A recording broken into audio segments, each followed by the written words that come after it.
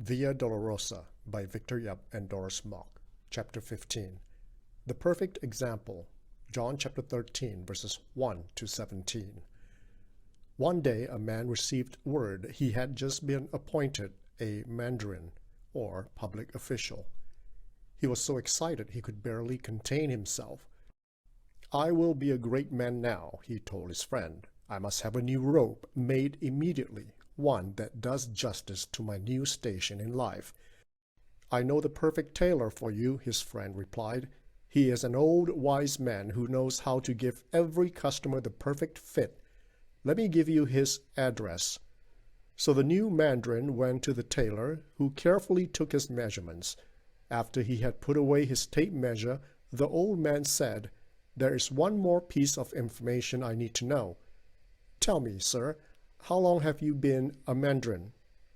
"Why, what does that have to do with the fit of my new robe?" his client asked in surprise. "Ah, I can't make the robe without knowing that, sir. You see, a newly appointed mandarin is so impressed with his office, he holds his head high in the air, tilts his nose up, and sticks his chest out. So I must make the front of his robe longer than the back." A few years later, when he is busy with his work and level-headed from the stings of experience, and looks straight ahead to see what is coming and what must be done next, then I cut the robe so the front and back are the same length. And later, after he is stopped by old age and so many years of weary service, not to mention the humility learned from a lifetime of endeavor, then I must cut the robe so the back is longer than the front. Therefore, sir, I must know your seniority if I am to fit you properly.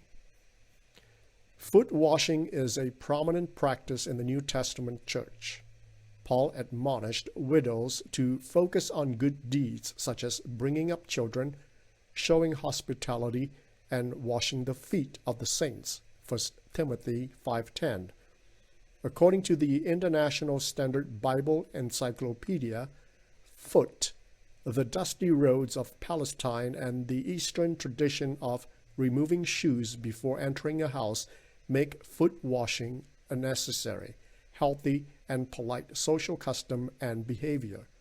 Abraham had supplied water to 3 strangers who had come to announce Sarah's motherhood and the destruction Sodom and Gomorrah. Genesis 18:4. On the day before Jesus' arrest, he washed the disciples' feet to provide them an example so that they would humble themselves like him and serve one another in love. Why is humility a gain and not a loss, a strength and not a weakness, an advantage and not a disadvantage? First, humility is perfected in love. John 13, 1-5. It was just before the Passover feast. Jesus knew that the time had come for him to leave this world and go to the Father. Having loved his own who were in the world, he now showed them the full extent of his love. The evening meal was being served, and the devil had already prompted Judas Iscariot, son of Simon, to betray Jesus. Jesus knew that the Father had put all things under his power, and that he had come from God and was returning to God. So he got up from the meal, took off his outer clothing, and wrapped a towel around his waist. After that, he poured water into a basin and began to wash his disciples' feet, drying them with the towel that was wrapped around him. Cleaning the body a few times a day was not uncommon in the East, especially in Asia. In contrast, most people in the United States usually shower once a day on a good day. Growing up in tropical Asia, I took a bath, not shower, twice a day because of the humid conditions and stifling heat there, and sometimes more on a sizzling day. The moment you retreat into the house to escape the scorching sun, you want to turn on the fan and air conditioning unit, if you are fortunate enough to have one, and hit the showers once the body cooled down. Before too long after the bath, sweat would start breaking out, trickling down your head, making your neck sticky, hands clammy, and mood sultry. I perfected the shower once a day when I visited Hong Kong in 2006 by taking a shower at the end of the day. Most houses in Asia then did not have air conditioning, so the running fan made residents thankful, but it also induced sleep. The mall is an option, but walking there in the heat is not. I used to wipe my face, hands, and body, but not the limbs, with a towel a few times a day. After use, the towel had to be washed or rinsed. If not, the towel would turn smelly, rot quickly, or change color. Can you imagine not taking a shower coming in from the baking Palestine outdoors, or washing up before a meal when dinner was served, or at least have your feet washed? The foot, true to its location in the body, lies at the bottom, the lowest or the end. Foot washing was the lowest of all household tasks. People had no shoes, socks, or stockings in those days, so they wore mostly sandals or thongs. It was inappropriate, unreasonable, and even outrageous to expect a host to wash the feet of guests, so this menial task is left not to the loyal servant, but to the lowliest servants. In the absence of a servant, a host provides water for guests wandering the dusty outdoor roads to help themselves before stepping into the house. The last thing a servant wanted to do was to wash feet, and the worst thing to endure is to be labeled a foot washer. At least, the master of the house would receive remarks or compliments such as, "Thank you, you shouldn't have," or "I'll help myself" for this service, but a servant would get no respect or appreciation. The lowly servant would not hear words such as, "What a skillful pair of hands," "Hallelujah, praise the Lord," or "How may I pay or repay you?" No tips, greetings, or hugs. He could only hope that the guest was not a distant traveler, a frequent visitor, or have long toe-nails. On this occasion, Jesus was not the host or servant, and neither were the disciples. Since the owner of the upper room was unidentified, someone had to do the job. Jesus got up while others were reclining comfortably on the floor. He took off his outer clothing, verse 4, so that his robe might not get dirty, wet, or loose. A basin, verse 5, was necessary to transfer water from a bigger water jar to hold dripping water and to rinse the towel. Note that it is impossible to wash another person's feet standing and not kneeling. Foot washing was a dirty, unskilled, and thankless job, but it was an exercise of love, verse 1, not labor. In love, Jesus made it a choice and not a chore, a ministry and not a mandate, a privilege and not a position. Love makes a sour task sweet, a thankless job possible, and the detestable doable.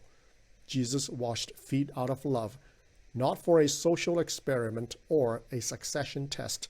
The emphasis of the text and from the introduction for this last act was his leave from the world and his love for the disciples. Verse 1. Second, humility is possible within limits. John 13, 6-11. He came to Simon Peter, who said to him, "Lord, are you going to wash my feet?" Jesus replied, "You do not realize now what I'm doing, but later you will understand." "No," said Peter, "you shall never wash my feet." Jesus answered, "Unless I wash you, you have no part with me."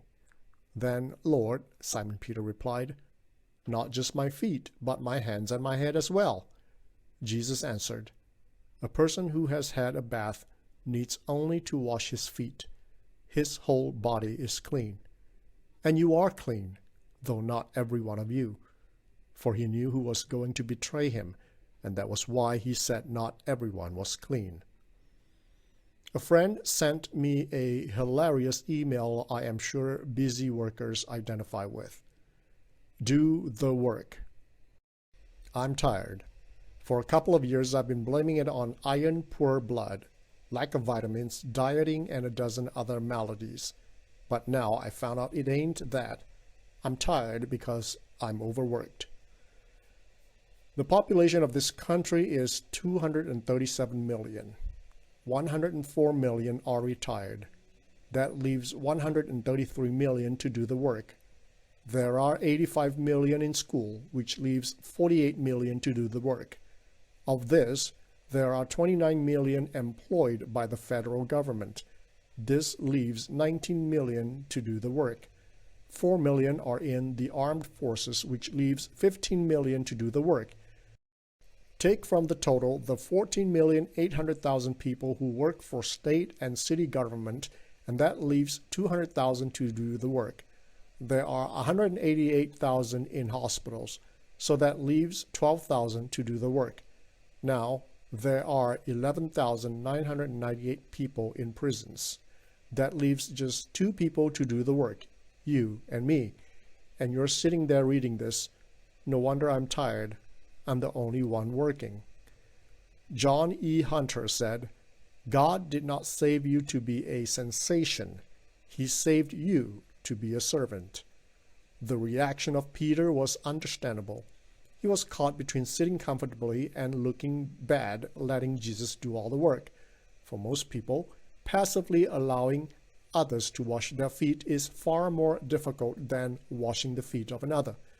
A participant, Lawrence, in a foot washing experience conducted once in our church, shared that he sat uncomfortably in his chair and consciously avoided eye contact with the one who was washing his feet. And when he had an opportunity to wash the feet of another, he eagerly exchanged his idle role for an involved role.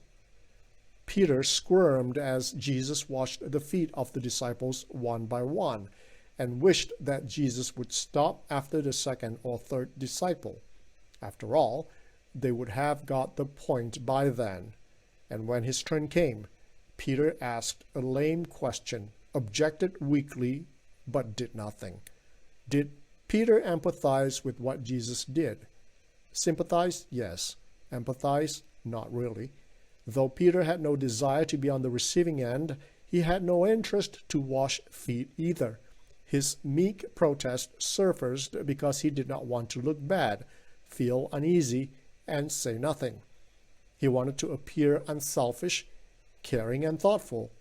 If he had felt that badly for Jesus or that ashamed about himself or the situation, he certainly did nothing about it. He did not take over the task, split the chore, or offer to help. He probably thought that his objection would shame others to act, that his withdrawal would mean washing one less pair of legs, and that by declining Jesus' service, he would have no obligation to others. If no service and self-service were not options, Peter then picked Jesus' full-service wash. Peter had the greed of an elephant gobbling snake, as the Chinese would say. Of course, Jesus did not mean for foot washing to be a tradition, a sacrament, or a custom, unlike some denominations' understanding. It is about servanthood, not salvation or sanctification, because Jesus washed all feet, including the unsaved Judas. Jesus corrected Peter. A person who has had a bath needs only to wash his feet. His whole body is clean, and you are clean.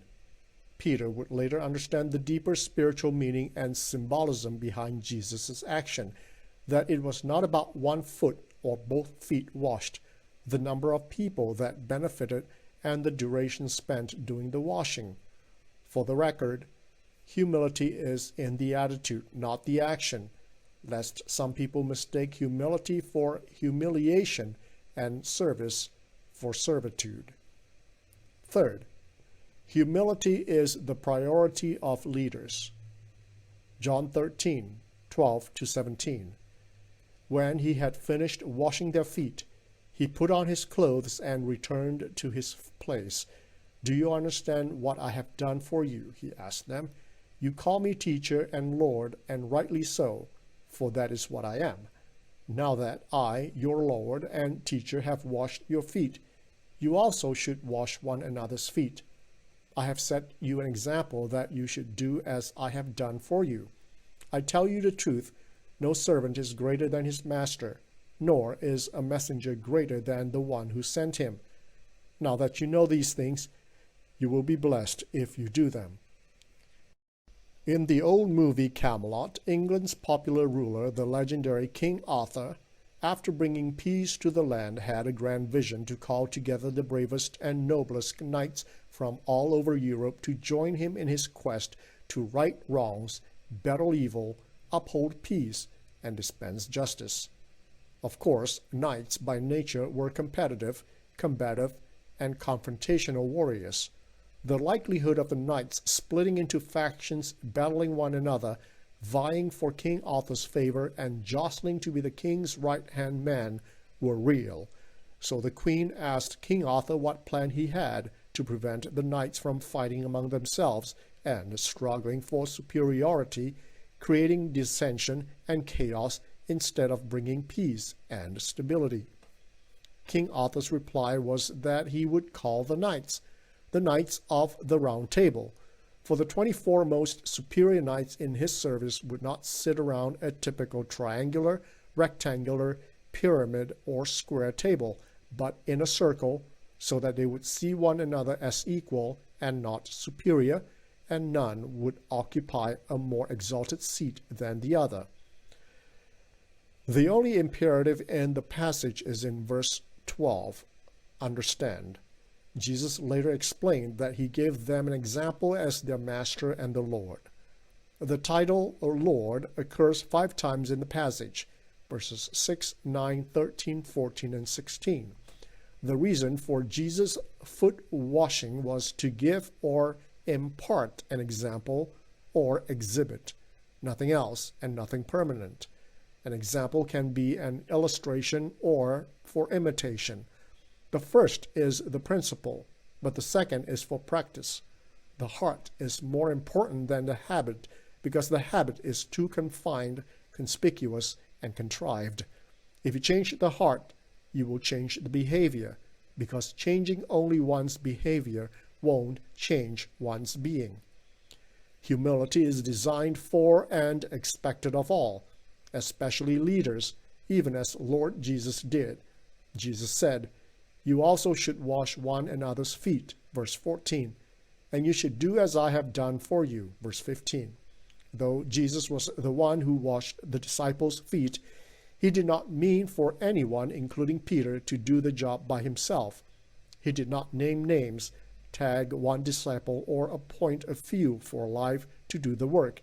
No, they were to take turns, pick a disciple or wash the feet to the right, left, or across the room. All were participants, all were expected or included. There was none so superior, beautiful, noble, clean, or holy that they cannot stoop down to wash another's feet. This was to counter the Zebedee brothers' request and the disciples' dispute in previous chapters. Peter, James, and John were in Jesus' inner circle, but they were not in Jesus' preferred leadership. Jesus had uttered this Greek word for blessed, verse 17, 30 times in his sermons, but with a twist here. Jesus usually said blessed or blessed is or blessed are. But in this only instance he added, blessed are you if. All other utterances, especially from the Sermon on the Mount, Matthew 5 to 11, usually stated who was blessed, but the emphasis in this passage was how you can be blessed. Normally, blessedness was a state of being, a condition or an attitude of the heart, an outcome, or an existence. We were not told how to arrive at the state of blessedness. The steps were not specific, clear, or given. However, one way of blessedness is guarantee. The provision of if means that God's a blessing is a promise to those who humble ourselves and serve one another and follow Jesus' example. Conclusion. Jesus knowingly washed the disciples' feet when the time had arrived for him to leave this world and go to the Father. Jesus was conscious of Judas' betrayal and his pending departure. However, Foot washing was not merely Jesus' last act, but his enduring attitude and only example. This specific word for example in Greek, John 13:15, is the only known occurrence in the Gospels, the only example he has left for us to follow.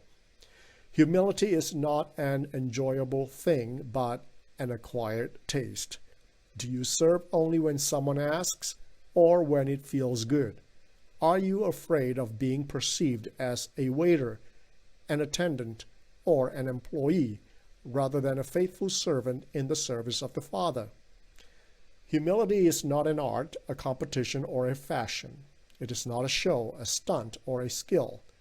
Jesus does not care what knowledge you have on occupational therapy, how sensitive you are to the guests, how fast or clean you are, or how many you can wash. It is an attitude, not an activity. Humility is not a law, but a lesson, a necessary and basic and essential one. It has its limits and not for leverage. If Jesus, our teacher, Lord, and Master, who had come from God and had all things under his feet, came humbly as a servant, who are we to be proud, act arrogantly, or think highly of ourselves? Since Jesus has set us an example, are you following and learning actively, serving him faithfully in love? Lent questions. Many times I'm happy to guide others, whether in spiritual matters or ordinary daily affairs. During this time, because of my self-centeredness, I have this weakness. I do not know how to be humble and willingly serve others as the Lord would. Ask the Lord to remove our pride so that we can learn to be humble. If we guide others and we make the same mistakes, are we not picking on others? Often I see the thorn in others, but I do not know the bush in my own eyes. To learn, first remove your own dirt before you can guide others. We are also to be humble among other brothers and sisters and submit to each other. Of course, this is not easy. Many times we are also dissatisfied with our age, but we are to ask the Lord to be humble and obedient, which the Lord has left us a good example. The devil is marching everywhere, looking for people to devour. So we must be cautious, watchful, and always with the Lord. Otherwise, we will be devoured by the devil. May the Lord give us strong faith to resist the devil.